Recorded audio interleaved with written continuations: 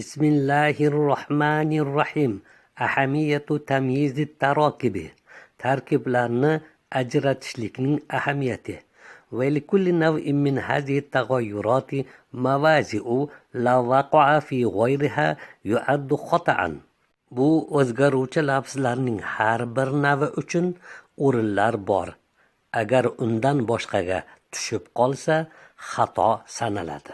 فيلزمنا لأجل أن نسلم من الخطأ ويكون نطقنا صحيحا أن نعرف في أي تركيب يكون الفعل مرفوعا أو منصوبا أو مجرورا، وفي أي تركيب يكون الاسم مرفوعا أو منصوبا أو مجرورا. xatodan salomat bo'lmoqligimiz va nutqimiz to'g'ri bo'lmoqligi uchun bizga lozim bo'ladi qaysi tarkibda fe'l raf bo'ladi yoki nasb bo'ladi yoki jar bo'ladi va qaysi tarkibda ism raf bo'ladi va nasb bo'ladi va jar bo'lmoqligini bilmoqligimiz. Nasma'u minan nasi kalimata aliyin masalan تارة مرفوعة وتارة منصوبة وتارة مجرورة.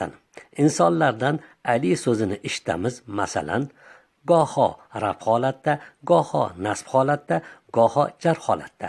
Fayaquluna aliyun shuja'un. Aytishadiki, albatta Ali shijoatlik. Inna aliyan fasihun. Albatta Ali fasohatlik. Li aliyin avladun baroratun.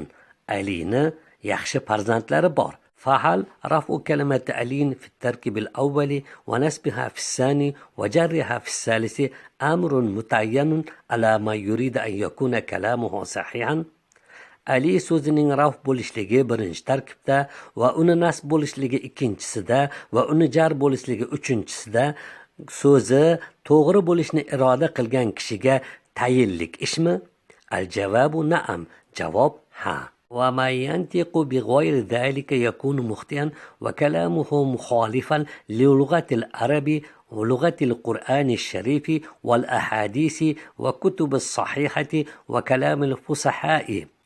Kim bundan boshqacha so'zlasa, u xato qiluvchi bo'ladi va uning so'zi arab lug'atiga va Qur'oni sharif lug'atiga, hadislar lug'atiga va sahih kitoblar va fuqarolarning so'zlariga zid bo'ladi. وكل كلمة من الكلمات المعربة يتعين رفعها في مواضع مخصوصة ونصبها في مواضع مخصوصة وكذلك جرها وجزمها. Mu'rab so'zlardan har bir so'zni uning raf bo'lishligi maxsus o'ringa tayinlanadi va uning nasb bo'lishligi maxsus o'ringa tayinlanadi. Shu kabi jar bo'lishligi va jazm bo'lishligi ham. ولذلك قواعد وأصول إذا عرفها الإنسان سلم من الخطأ ووافق كلامه لغة القرآن. Mana shuning uchun qoidalar va usullar bor. Agar uni inson bilsa, xatodan salomat bo'ladi va uning so'zi Qur'on lugatiga muvofiq bo'ladi. فإذا كان تغير الفعل منحصرا في الرفع والنصب والجزم وتغير الاسم منحصرا في الرفع والنصب والجر. agar fe'lning o'zgarishligi raf, nasb, jazmga chegaralangan bo'lsa va ismning o'zgarishligi raf, nasb, jarga chegaralangan bo'lsa, fa alayna an na'rifa fi ayyi tarkibin yakunu al-fi'lu marfu'an aw mansuban aw majzuman.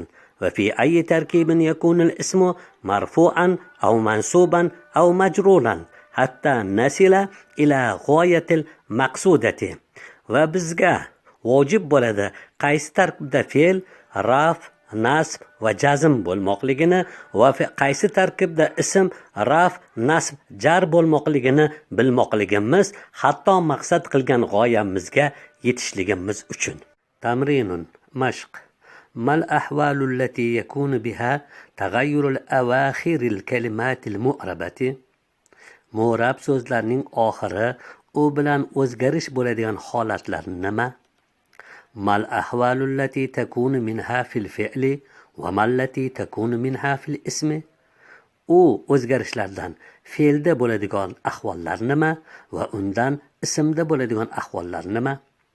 Hal raf'ul mu'rabi أو نصبه أو جره أو جزمه يكون بمجرد الاختيار أو كيفما يشاء المتكلم. مورب so'zning raf bo'lmoqligi yoki nasb bo'lmoqligi yo jar bo'lmoqligi yo jazm bo'lmoqligi faqatgina ixtiyor bilan bo'ladimi?